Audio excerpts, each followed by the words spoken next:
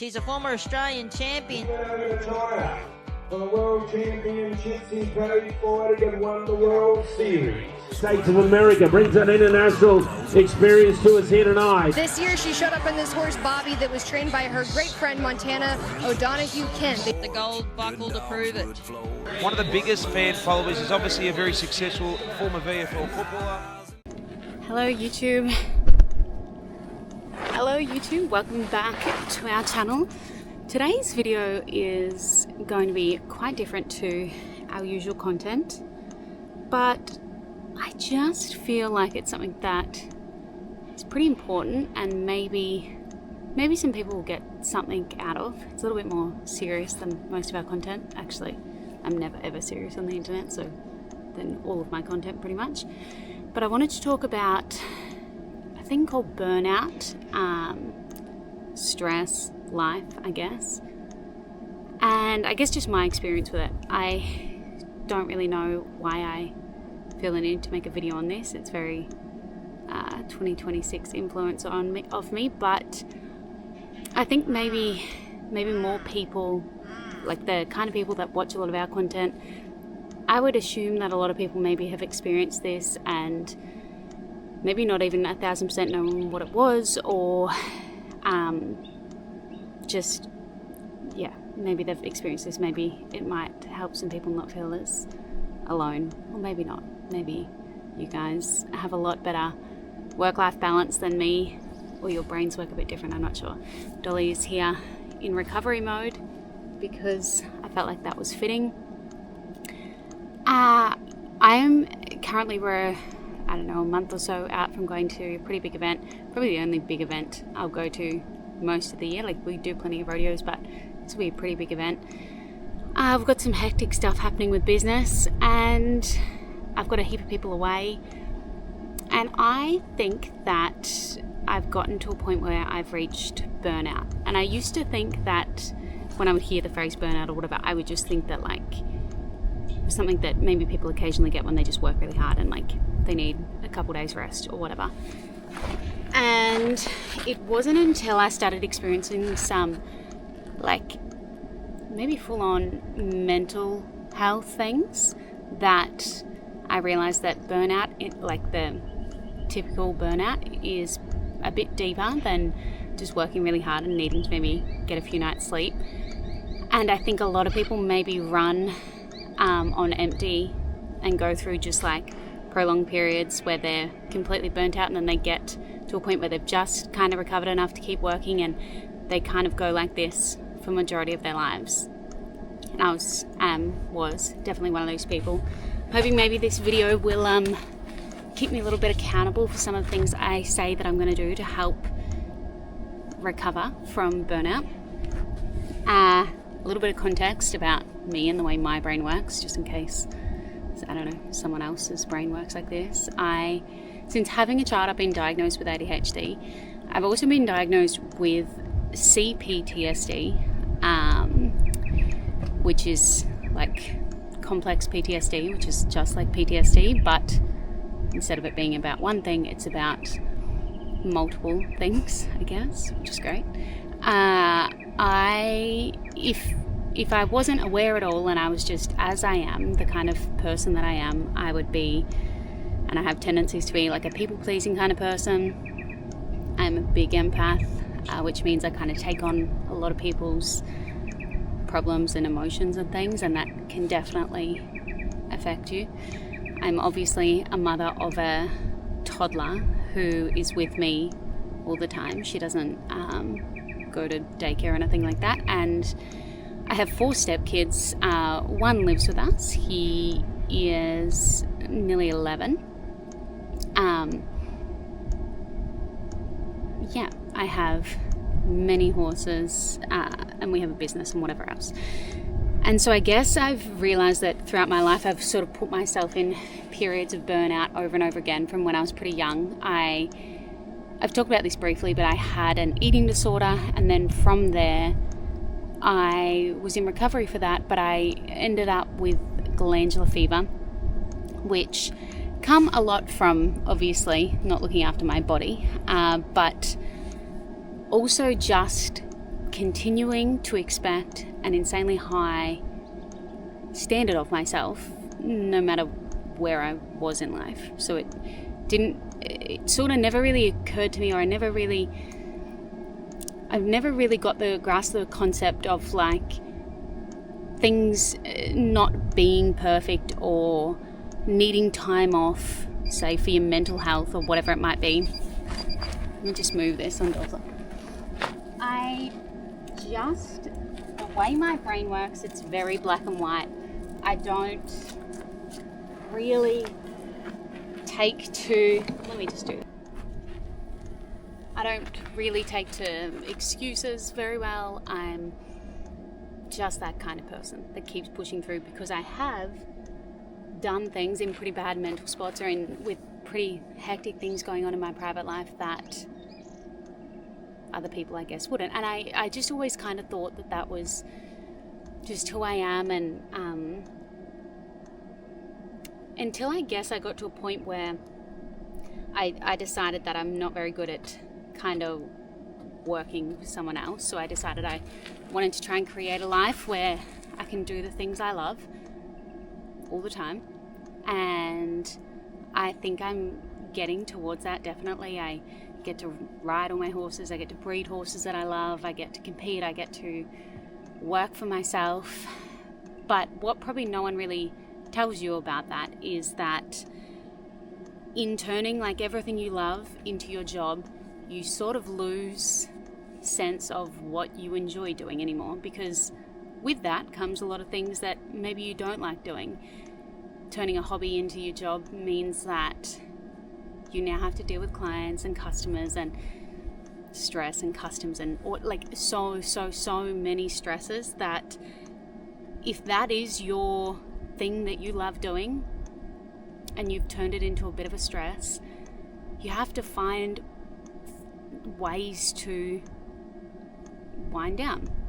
For me, I've pretty much turned everything into my job. I turned social media into a job. So if I sit down of an evening and go on Instagram, I'll be posting, replying to people. I just don't really have any avenue where I can just do something for the sake of doing it because I enjoy doing it. That has led me to a spot where I have sort of just, I noticed that I was just very, I don't want to say tired because it's not the right word. I was overwhelmingly exhausted all the time. It didn't matter if I was getting 8 hours sleep. I was just exhausted. It's like a tired that nothing really feels like you can fix it. I've noticed myself recently, and I'm talking in past and current tense, I don't have a whole lot of enjoyment or excitement for much. Things that I love doing, I'm just not having that same kind of drive to do, and that's not the person that I am. I'm very distracted. I feel like I sort of dissociate a lot, and with the PTSD and things like that, these are all things that I've come to be aware of about myself.